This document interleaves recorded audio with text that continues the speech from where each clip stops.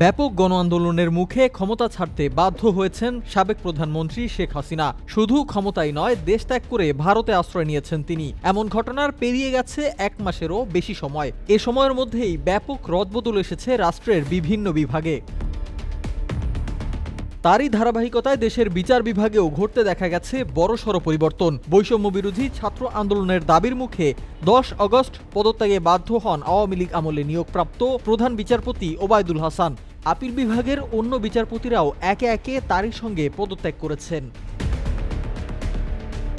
এমন ঘটনার পর নতুন বিচারপতি হিসেবে শপথ নেন আপিল বিভাগের বিচারক সৈয়দ রেফাত আহমেদ। একইভাবে আপিল বিভাগের নতুন আরও 4 বিচারপতিকে নিয়োগ দেওয়া হয়েছে। এদিকে সাবেক অ্যাটর্নি জেনারেল AM আমিন উদ্দিনের স্থলাভিষিক্ত হয়েছেন সুপ্রিম কোর্টের জ্যেষ্ঠ আইনজীবী মোহাম্মদ আসাদুজ্জামান। জানা গেছে, নতুন নিয়োগপ্রাপ্ত মিস্টার আসাদুজ্জামান বিএনপির কেন্দ্রীয় মানবাধিকার বিষয়ক সম্পাদক ছিলেন। ফলে বিএনপির সুপারিশে বা দলীয় বিবেচনায় তাকে নিয়োগ দেওয়া হয়েছে কিনা এমন প্রশ্ন উঠতে দেখা যাচ্ছে। অন্যদিকে আগের নিয়োগ বাতিল করে সম্প্রতি সারা দেশে ডেপুটি অ্যাটর্নি জেনারেল ও সহকারী অ্যাটর্নি জেনারেল পদে 227 জন আইনজীবীকে নতুন নিয়োগ দিয়েছে অন্তর্বর্তী সরকার। এরই মধ্যে সুপ্রিম কোর্টের 66 আইনজীবীকে ডেপুটি অ্যাটর্নি জেনারেল এবং 161 জনকে বর্তমান সরকার সহকারী অ্যাটর্নি জেনারেল পদে নিয়োগ দিয়েছে।